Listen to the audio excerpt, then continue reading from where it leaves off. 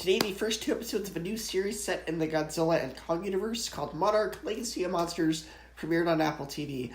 Now, if you're wondering whether you need to watch the other movies before you watch the show, so far, no. You'll get a little bit more out of it if you do watch those movies, particularly the first scene of the first episode and a couple other references here and there.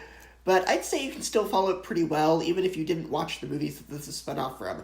Now, don't go into this show expecting a ton of monster battles or monster action. This is the first 2 episodes, so the show is still establishing the world building and exposition.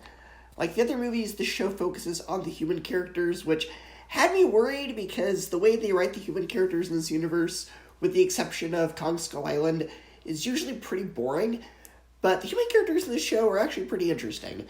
The tone of the show is along the lines of X-Files, about the conspiracy of Monarch investigating and trying to cover up the existence of monsters, as well as the humans trying to figure out how to survive in a world still reeling from the attacks of Godzilla in the first movie.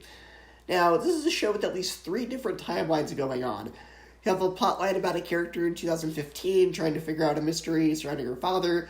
You have a storyline set in the 1950s about Wyatt Russell's character investigating the existence of monsters.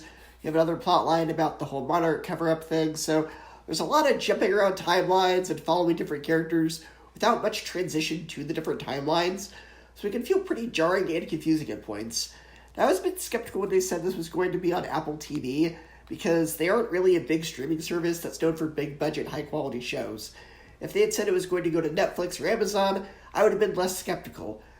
My skepticism was wrong. The budget and the way this show looks feels very cinematic. This is a very high-quality show with a great cast, interesting characters, and a compelling story, and I'm hoping that over the next few weeks, as the show goes on, it keeps that momentum. If you're a fan of the movies, this is definitely worth checking out.